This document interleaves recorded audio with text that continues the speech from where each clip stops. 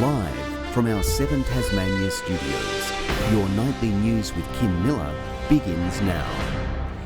Good evening, everyone. First to local news, where court has heard the operators of the jumping castle which killed 6 children at Hillcrest Primary School researched how to set it up on YouTube. They were also too busy on the day to conduct a risk assessment, according to the long-term partner Rosemary Gamble, who's facing a health and safety charge. Ride operator Rosemary Gamble's partner of 14 years, Robert Monty, was one of 2 people assisting her at Hillcrest the day a jumping castle and Zorb balls flew in the air, and described the moment, saying, "I put my hand on one of the balls, then looked up and the jumping castle was up in the air. The ball bounced and went up too. I went running after the castle. Halfway across the oval, I was knocked down by the ball."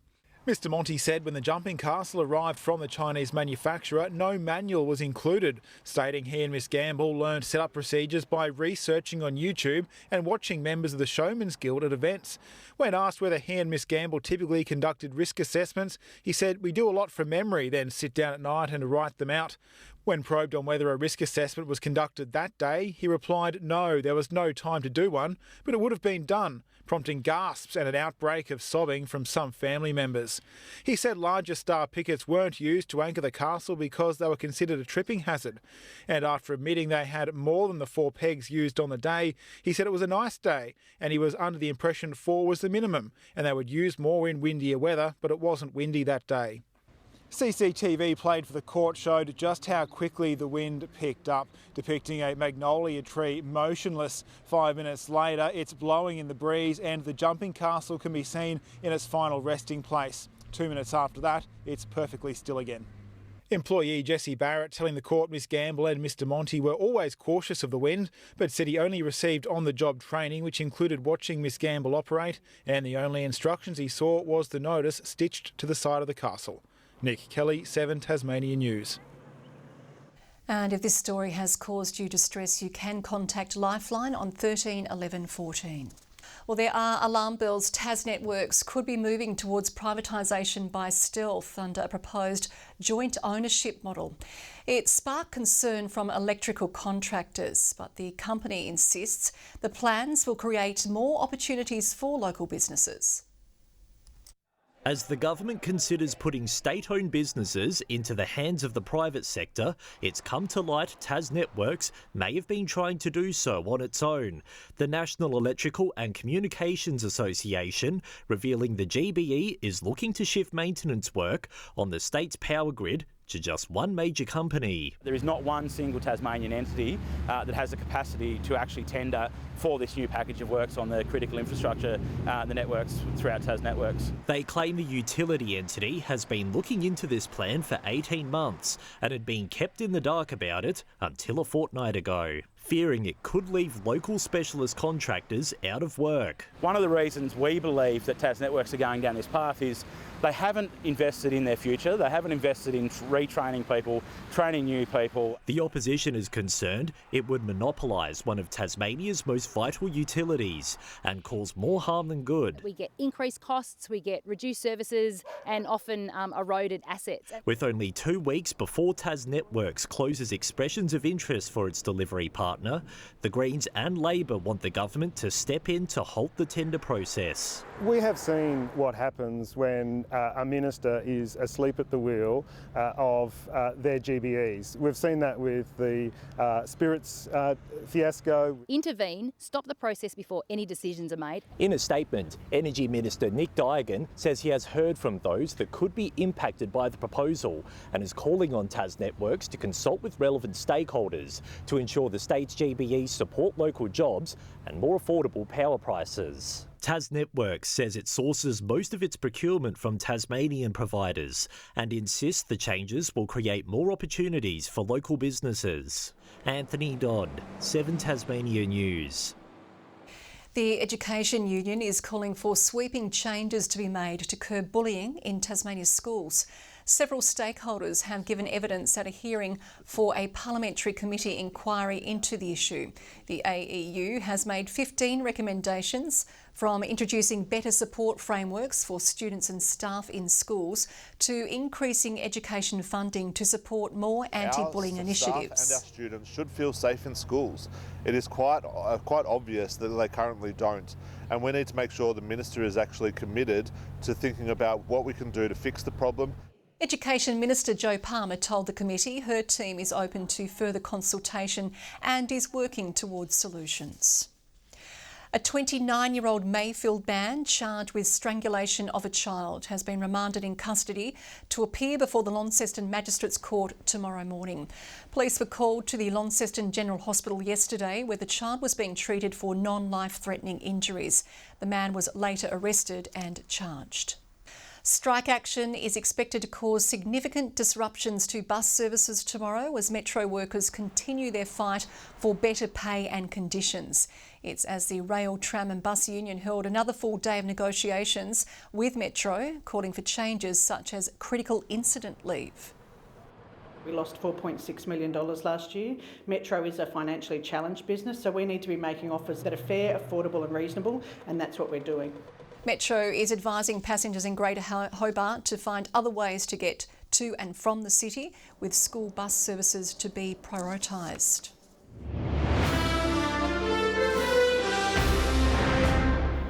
Climate activists have staged a sit-in protest at the ANZ in Launceston, angered over claims the bank has extended loans to new coal, oil and gas projects. That ANZ as a corporation are the biggest funders of fossil fuel in Australia.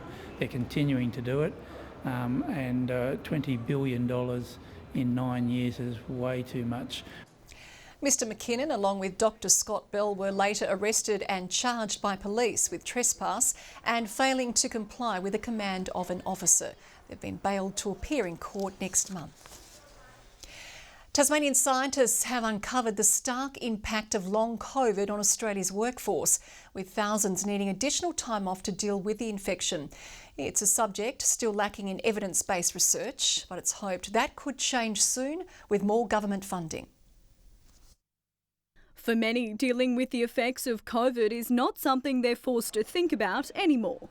But that isn't the case for those living with long COVID. They're losing income, they're not able to work, their households are involved in caring for them. Menzies researchers putting the impact of the illness to the test, modelling 2022 to 23 labour market data alongside the rate of those suffering, finding a significant number couldn't work due to long-term illness. Discovered that perhaps between 24 and 100,000 more Australians than we would have expected were actually unable to work. That finding thought to be a trend felt by all states and territories, including Tasmania, with a predicted economic cost of $6 billion in 2022.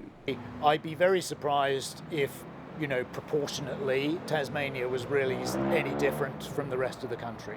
Researchers hoping the report helps shed light on the additional support needed by people living with long COVID, as well as the need for more reporting into infectious diseases and illnesses and their impacts. So more people living with the condition can get the care they need. Tens of thousands of people, that's different from millions. It is easy to not see those people, but that's the same kind of numbers of people as maybe have something like multiple sclerosis that we spend lots of time worrying about here. So it's still a significant disease. And Ruby Cairns, 7 Tasmanian News.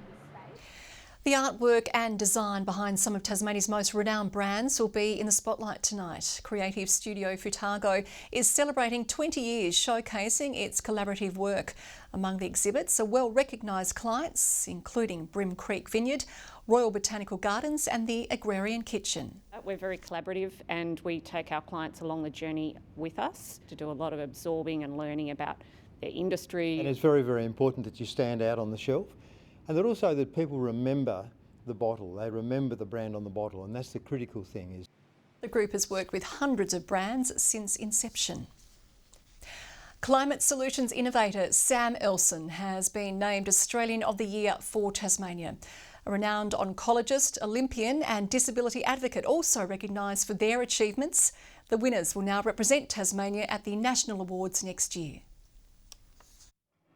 A proud moment they'll never forget. This year's Tasmania's Australian of the Year winners accepting their awards for their dedication to the community.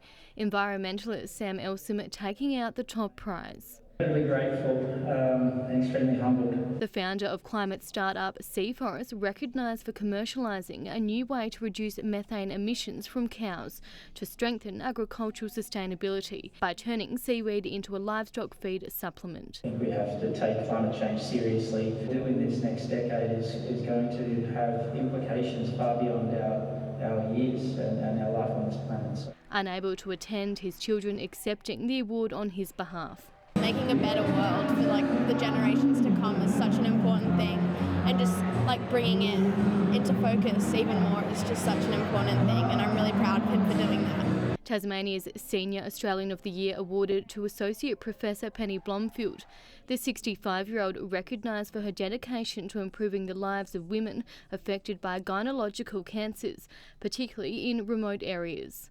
Massive honour. So it's nothing I had ever anticipated or ever dreamed of. Representing the younger generation, Olympian Ariane Titmus now holds the title of Tasmanian Young Australian of the Year, the award accepted by her proud father. We're just enormously proud of what not only what she's achieved in the pool, but what she's achieved out of the pool. And the Local Hero Award given to founder of Young Leaders of Tasmania, Karen Franks, commended for creating inclusive environments for children with disabilities. Real honour to be recognised for the work that we've done in the community. Rebecca Gaidaneris, 7 Tasmanian News. A playwright who's travelling the world to share what life was like in Palestine in the 1900s has brought his solo performance to Launceston. The one-man show sees Ben Rivers take on 12 characters as he tells the story of his great-grandfather, a Russian Jew who migrated to Ottoman Palestine. And was directly responsible for displacing thousands of Palestinians. His diaries documented his own actions, but also the atrocities that he observed. The play is written from his great-grandfather's diaries and opens at the UTAS Inverness campus tonight. A group of grade 6 students have tested their creative and professional sides at a special craft market. The innovative program helping children develop real-life skills while raising funds for a good cause. Busily preparing for an influx of customers, these young entrepreneurs are open for business. And do you reckon they'll sell well?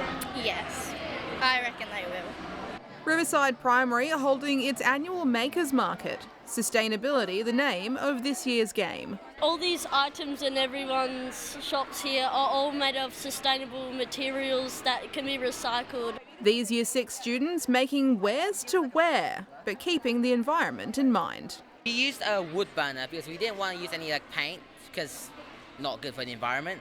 Kids team up to make colourful crafts, selling to family and friends. You can buy them as pencil pots, but you can take them home to use them as whatever you want. Reusable water bombs, also a market day hit. The Hydro Homies getting creative with their product name. We thought it represented us pretty well because our product was based on water and we're just really good friends. Running for the past 4 years, the program's designed to teach valuable lessons. They're responsible for researching their product, designing, sourcing donations and materials, and pulling everything together that you see here today. All while having a good time with classmates. I love how we get to pick what we do and it's just really fun. The event also a chance to get some early Christmas shopping done. Everyone loves some good homemade wares, I think. Annie Green, 7 Tasmanian News. The Cancer Council is preparing to mark a major milestone, celebrating 25 years of Relay for Life. The 20-hour walkathon will take place across the state from February next year, with organisers hoping to raise $800,000 for cancer research and support. Myself, I've had a melanoma. I've also had breast cancer. One of my colleagues, very close colleagues, also had skin cancers. It's an incredible achievement for an organisation like Cancer Council Tasmania to have continually run a fundraising campaign like Relay for Life over such a long period. To register to take part, head to the Cancer Council website. Well, one of Tasmania's favourite football sons is returning to his home state with some special silverware. Brisbane Lions Premiership winning coach Chris Fagan will travel to the Gravel, bringing the AFL Premiership Cup to Queenstown on November 23. It follows a personal request from West Coast Mayor Shane Pitt. Fagan will speak on the Gravel's hallowed grounds alongside a family fun day.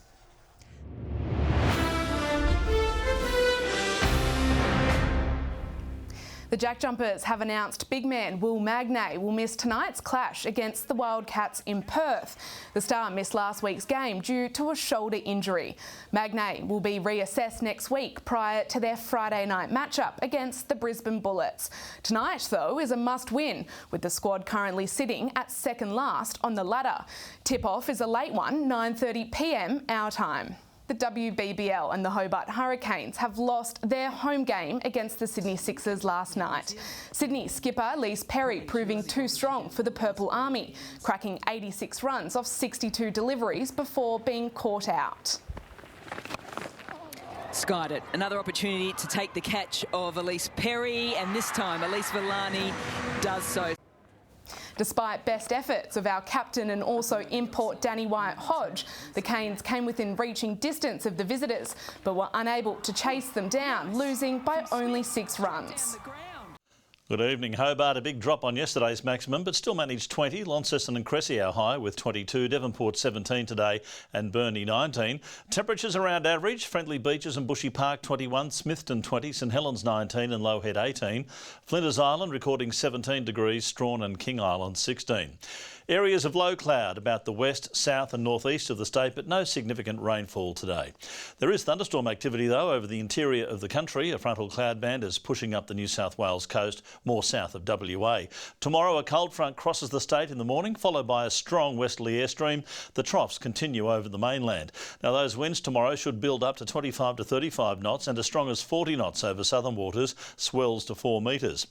We have a strong wind warning for most Tasmanian coastal waters tomorrow, along with the inland lakes, and a gale warning in the deep south. A warning to sheep graziers for the southeast district as well. Forecast 17 for Hobart, a shower or two and becoming windy. 15 for Huonville and showers. Campania a top of 17 degrees. Launceston 18 with showers. A windy day for Devonport as well. 17 the top and 15 for Georgetown. Burnie tomorrow expecting a top of 16, a windy showery day, same for Strawn, 14 the maximum, 17 for Wynyard. St Helens tomorrow, 19 degrees with a shower or two, Swansea 20, 17 for Port Arthur. On Saturday, a shower over the west and possibly the Bass Strait Islands. Mostly fine on Sunday, another shower for the west though, and on Monday a mostly fine, partly cloudy day. Shower or two in Perth and Adelaide tomorrow, partly cloudy in Melbourne, a sunny day in Canberra, Sydney as well fine, a shower or two and 33 in Brisbane.